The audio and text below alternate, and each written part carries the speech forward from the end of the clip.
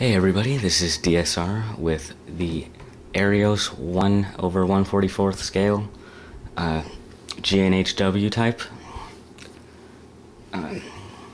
This is the third model that fourth model. Third model that I reviewed, fourth model that I've built.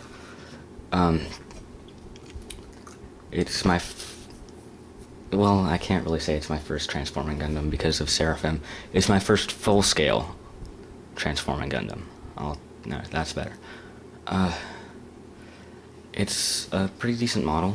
I take it off the stand here. And while we're at it, this is just a jerk to get off. Okay, there we go. Lost the front skirt. Nice. Back here, if you can kind of see it right here, I'll pull it out, is the peg to attach it to a stand. Because of the placement of the GN drive on the bottom, there is no peg to stick it into. So you have this adapter, which is pretty cool. It was a good idea. Take the beam sabers off here. And what did I do with that? Here we go. Put the front skirt back on. One complaint I do have about this model is the front skirts really don't like to stay on there. Let's go ahead and get this down. It's in all weird positions. Okay, that's good enough. Will we stand? Yes. Okay.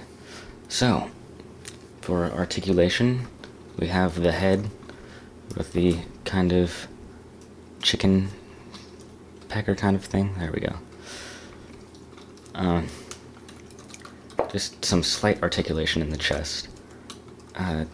No, not really any side to side. Just front to back kind of a wiggle. The shoulder is a weird attachment. It attaches at the top of the shoulder base and comes down instead because of the transformation. But these can move to about there where it would be in transformed mode and all the way down to the arm.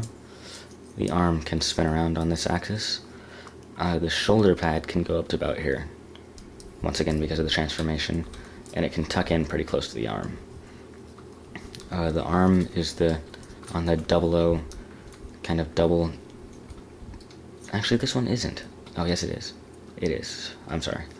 It's not really a real double joint.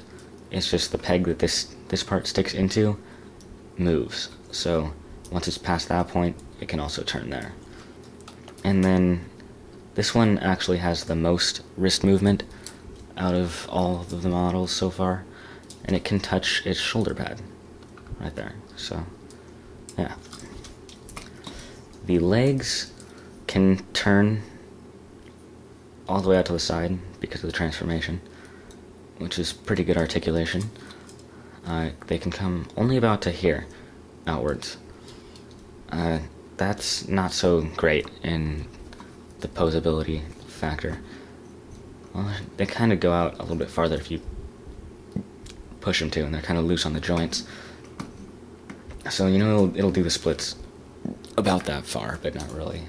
It's not anything to brag about. The leg, this booster and everything's in the way on this Gundam. It's kind of cluttered. I'll just take the front skirt off right now. Normally the front skirt would be in the way, but it can get up to about there. The leg can straighten out fully and bend on the double joint and kick itself in the back. The foot has very little articulation. Just this kind of, the 00 series seems to have a lot of like the high-heeled boot kind of thing going on. This one really looks like stilettos or something, if that was thinner. But the foot can bend down to here. This kind of moves a little bit, this extra flap.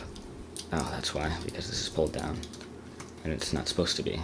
This can move, still not very far, but you get the idea. The back skirt can move a little bit. The front skirts can move way too much. They're just going all over the place. See, this one's popping off too. This is a pain. But, you know, that's one small flaw for a really awesome model. That's basically it for the articulation. The back, the cockpit swings up. But, I'm gonna go ahead and do the transformation in this half, and then I will do a second half going over the accessories, and this arm just fell off. My arms seem to not be wanting to stay on. Maybe I've been messing around with them, posing too much. Anyway, the orange parts fold up here.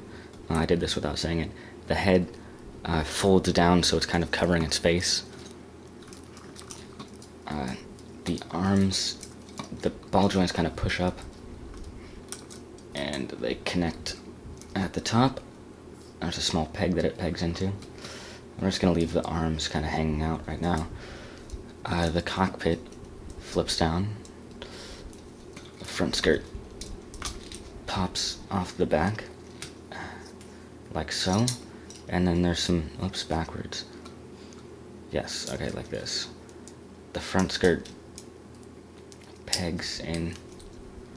Well, it pegs into the back right here first, and then it pegs into the two small pegs, which is kind of hard to do, but it holds them in the right position, and it's hard to get them in the right position before you do that.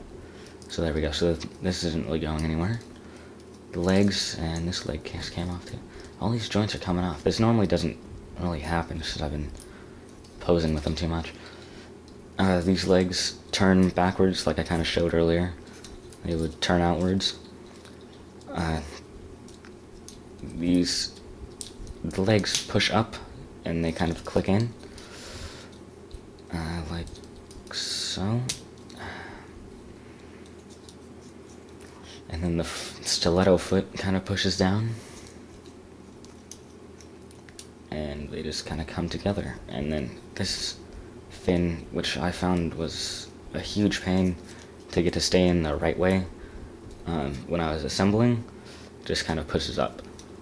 That was the other thing I kind of had to complain about. Oh, and turn these hands so they're facing downwards. Yes. Because in this mode, they can hold weapons. Now, on top, it looks pretty sleek. I mean, you know, like a little jet fighter kind of thing. It's kind of like an arrowhead. Yeah, but underneath is kind of ugly. It just looks like a folded up kind of Gundam, which essentially it is. But, you know, it just looks kind of weird from underneath. And from the side profile isn't really that great because you can see all the bottom of it. But, you know, one other thing is the pincer that was originally on the Kyrios' arm is reincorporated in the nose. So it kind of has the pincer motion. And what's cool is once you have these both folded out all the way, and you try and pull, I think it's this one, you pull this one in, and the other one kind of moves in with it in the pincer motion. It's not exact, and it's just kind of pushing on the inside here. I'm not sure if it matters what one it is really, but it gives it that kind of pincer motion on both sides, so it's, you know, better than nothing. So you can pinch, stab, and slice in half another Gundam or mobile suit.